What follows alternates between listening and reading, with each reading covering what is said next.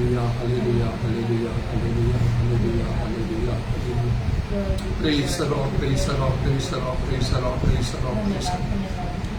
Udabandala Ravani Karava Shakala Ravana Daravani Karavana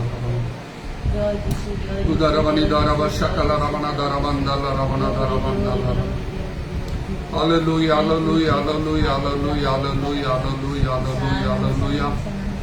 धन्य जीसु धन्य जीसु धन्य जीसु धन्य जीसु धन्य जीसु धन्य जीसु धन्य तुम्हारा प्रणाम धन्य तुम्हारा प्रणाम धन्य तुम्हारा प्रणाम धन्य तुम्हारा प्रणाम इधर रवनी खरा वशकल रवना दरवंदल रवनी बिरि बिरि बिरि बिरि बरा बरा बरा बरा बरा बरा पूरा बंदल रवनी दरवंदल रवना दरवंदल रवना दरवंदल रवना होली होली होली होली होली होली होली होली होली होली होली होली होली होली होली होली होली होली होली पूरा बाबा शकल रवना दरवंदल रवनी दरवशवा बिरि बिरि बिरि बरा बरा बरा बरा होली होली होली होली होली होली होली होली होली होली धन्य प्रभु धन्य प्रभु धन्य प्रभु धन्य प्रभु धन्य प्रभु धन्य प्रभु धन्य प्रभु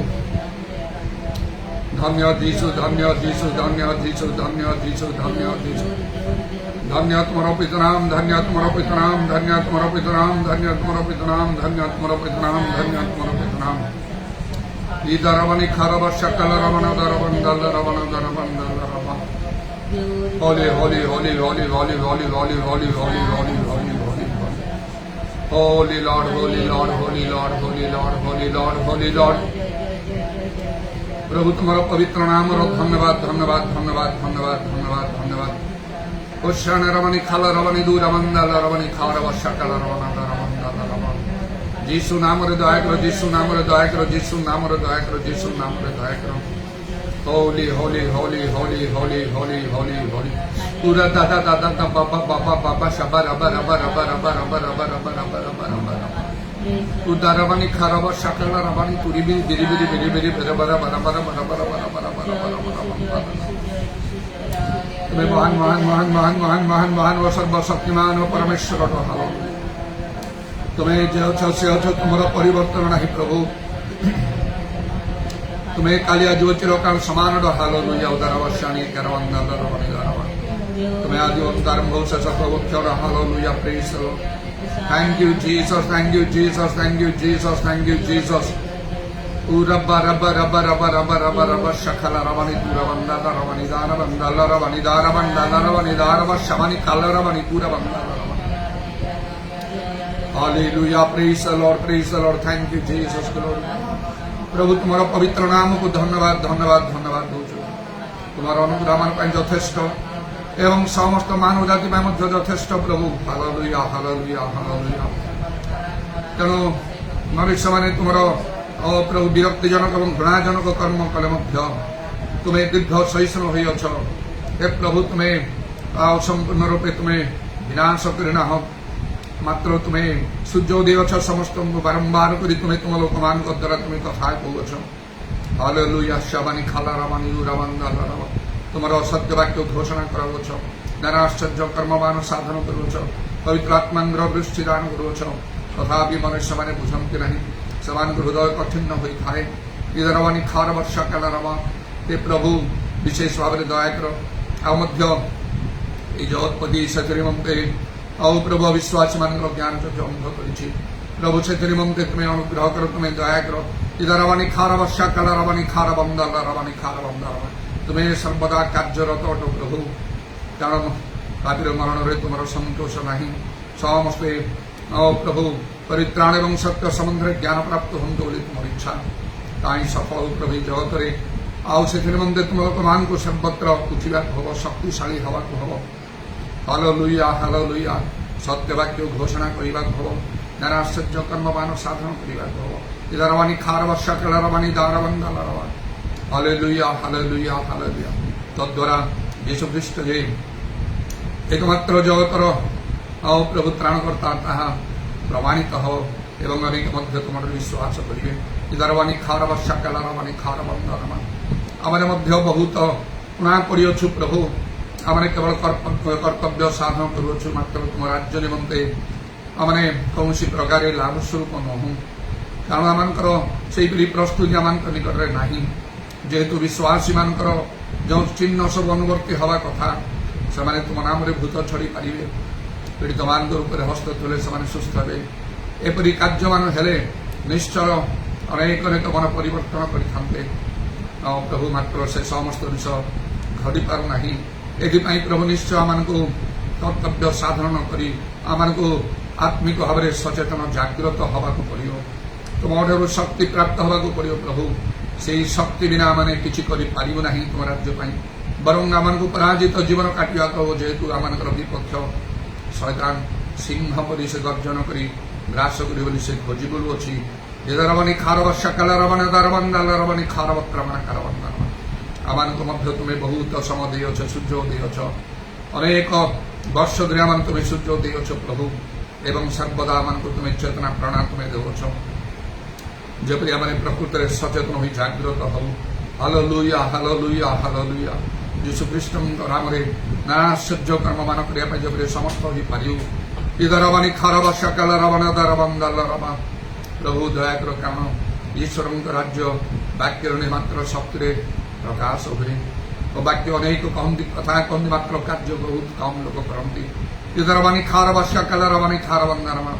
ଆମମାନଙ୍କୁ ପାଉଲଙ୍କ ସଦୃଶ୍ୟ ହେବାକୁ ପଡ଼ିବ ପ୍ରଭୁ, ଯେ କହିଲେ ମୋର ଶିକ୍ଷା ଓ ପ୍ରଚାର ଜ୍ଞାନର ମନର ବାକ୍ୟଯୁକ୍ତ ନବେ ଆତ୍ମା ଓ ଶକ୍ତିର ପ୍ରମାଣ ଦାୟିତ୍ୱ। ତୁରବତ୍ରମାଣୀ କାରବ ସକଳ ରବଣୀ ତାରବାଣୀ ଖାରବା। ଯୀଶୁ ନାମରେ ଦୟା କର, ଯୀଶୁ ନାମରେ ଦୟା କର, ଯୀଶୁ ନାମରେ ଦୟା କର। ହାଲେଲୁୟା, ପ୍ରେଜ୍ ଦ ଲର୍ଡ, ପ୍ରେଜ୍ ଦ ଲର୍ଡ। ଆମଙ୍କର ସମସ୍ତ ପ୍ରଭୁ ଦୋଷ ଦୁର୍ବଳତା ଅଯଥା ମାର୍ଜନା କର।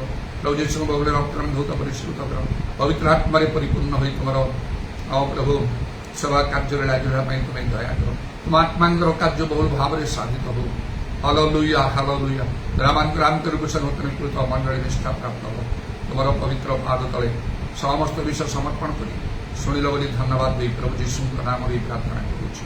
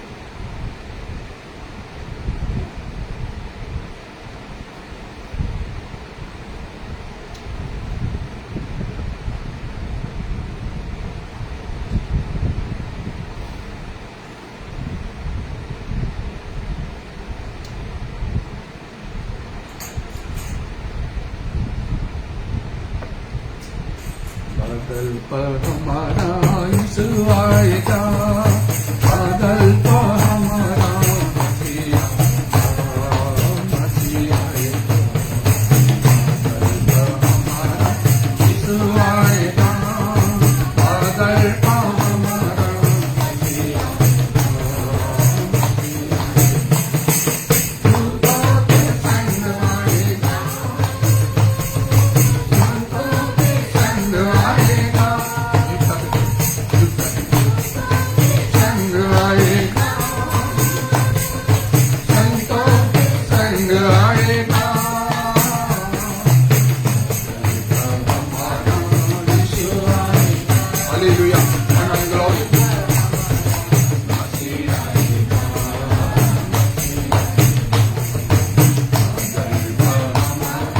यीशु आएगा, बादल पर हमारा मसीह आएगा। माइकल की गवाही है, प्रभु की शानी है, माइकल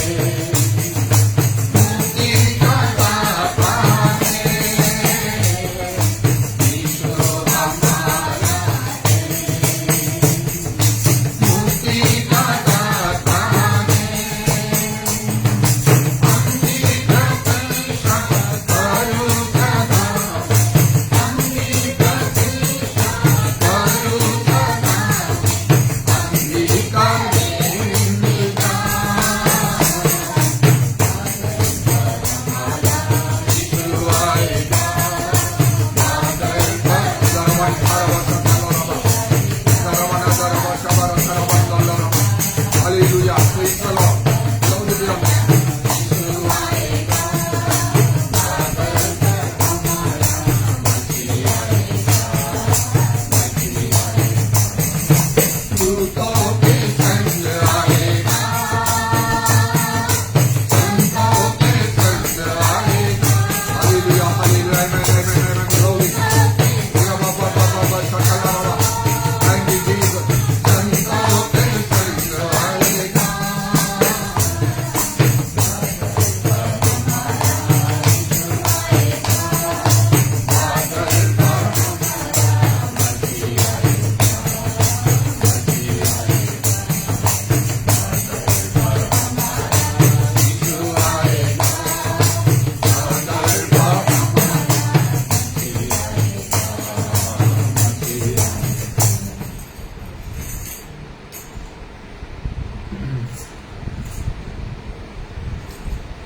মনীষ জীবন অস্থায়ী জগতে অন্যরে মাঝি মাত্র